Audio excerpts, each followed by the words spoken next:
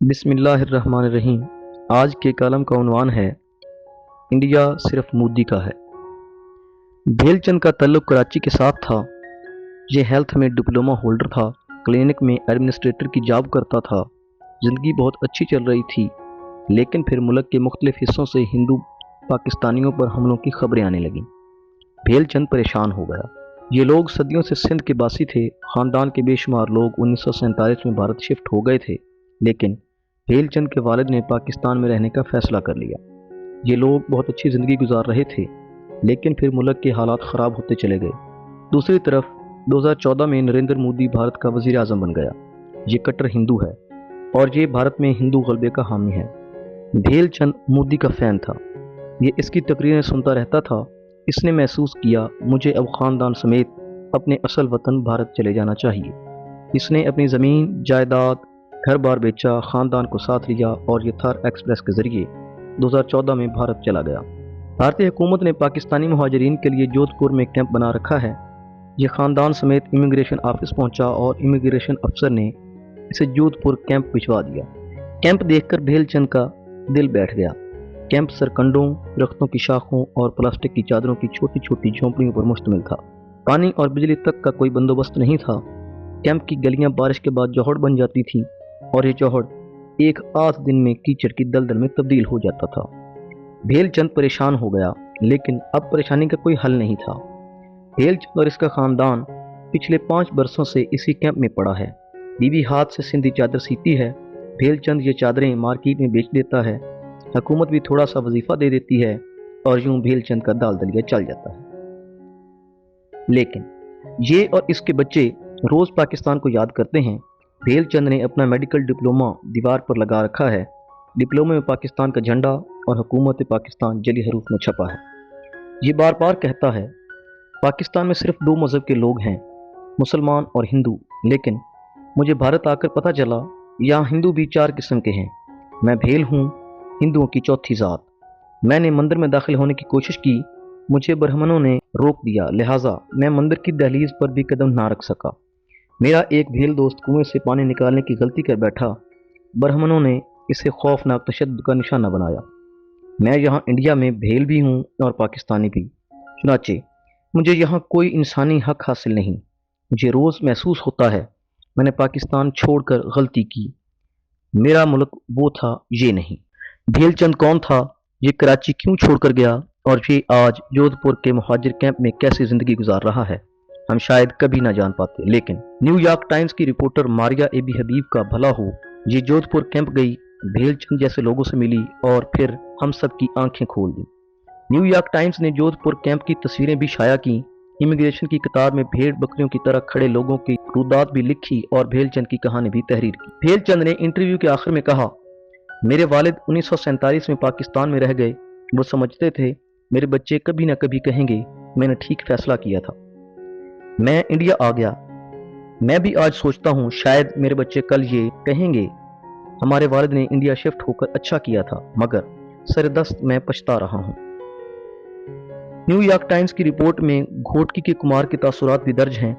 کمار کا کہنا ہے بھارت میں 1992 میں انتہا پسندوں نے بابری مسجد گرا دی۔ ہم ہندوؤں کو پاکستان میں اس کا بہت نقصان ہوا۔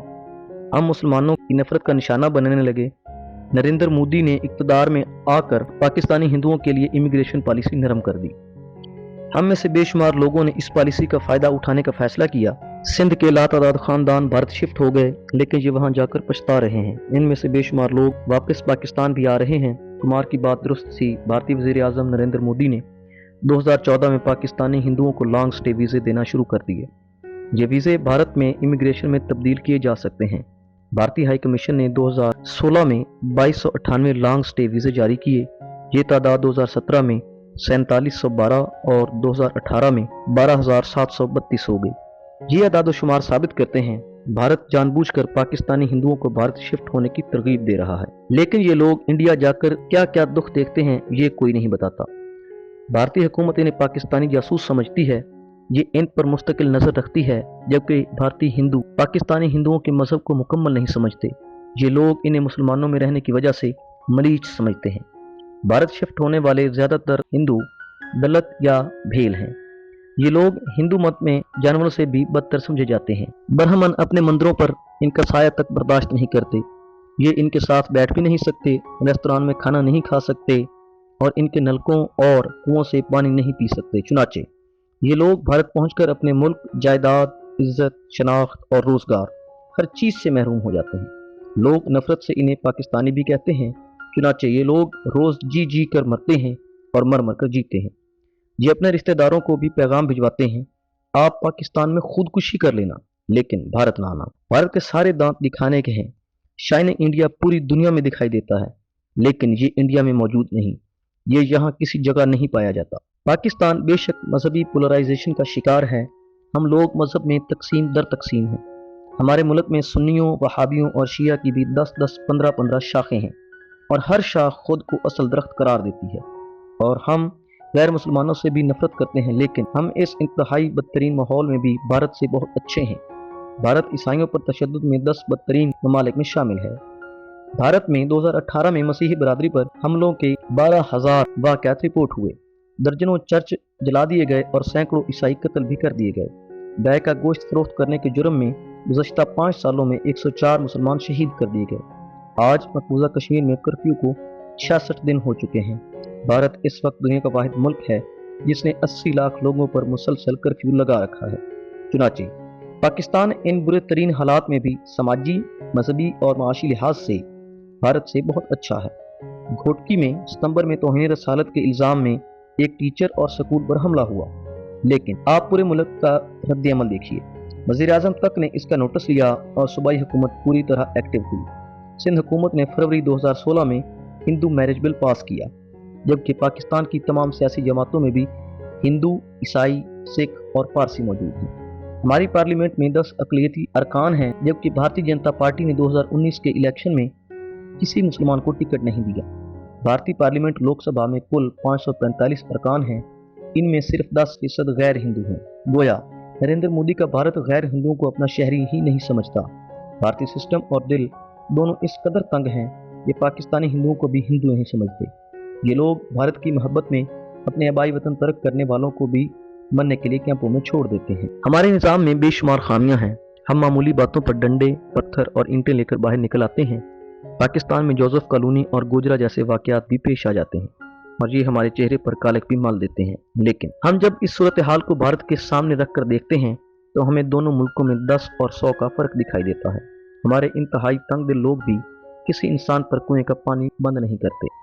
हम हिंदुओं को आज भी बराबर बिठाते हैं और इनके हर जायज़ मुतालबे पर अपनी हुकूमत का नाटका बंद कर देते हैं। आप पाकिस्तानियों का ज़र्फ देखिए। घोटकी के वाक़े के बाद घोटकी के मुसलमानों ने हिंदू मंदिर की हिफाजत का ऐलान किया था और ये मंदिर में जाकर बैठ गए। आज भी पाकिस्तान की अक्सरियत किसी हिंदू को ज़बरदस्ती मुसलमान बनाने की मुखालिफ है। ये मुआशरा हिंदू लड़कियों के अगवा या अपनी मर्जी से शादी करने पर भी जाग उठता है। ये इन और इनके लवाहिकीन के साथ खड़ा हो जाता है। चुनाचे मुसलमान हो, हिंदू हो, सिख हो या ईसाई हो, पाकिस्तान की सरहदों के अंदर पैदा होने वाला हर पाकिस्तानी सिर्फ और सिर्फ पाकिस्तानी है। ये जहाँ है तो इसकी इज्जत है। ये यहाँ से जब भी जाएगा ये अपनी ज़िंदगी मुश्किल बना लेगा। मेरी पाकिस्तानी हिंदुओं से दरख्वास्त है, आप अगर भारत शिफ्ट होने का मंसूबा बना रहे हैं तो पहले न्यूयॉर्क टाइम्स की रिपोर्ट पढ़ लें। आप जोधपुर कैंप में पड़े पाकिस्तानी मुहाजिरीन से रब्ता करें और फिर सोच लें। नरेंद्र मोदी का वो भारत जो अपने शहरियों को शहरी मानने के लिए तैयार नहीं, वो आपके लिए कौन सा दरवाज़ा खोलेगा? वो आपको क्या इज्जत देगा? पाकिस्तानियों का सिर्फ एक ही मुल्क है और इस मुल्क का नाम है पाकिस्तान। और पाकिस्तान को छोड़ने वाला कोई शख्स चांद पर भी चला जाए वो वहाँ खुश नहीं रह सकेगा। खुशी इसे सिर्फ यहीं मिलेगी, पाक सरजमीन पर। ये कालम इंडिया सिर्फ मोदी का है, जावेद चौधरी साहब ने लिखा है और रोज़नामा एक्सप्रेस में शाया हुआ है।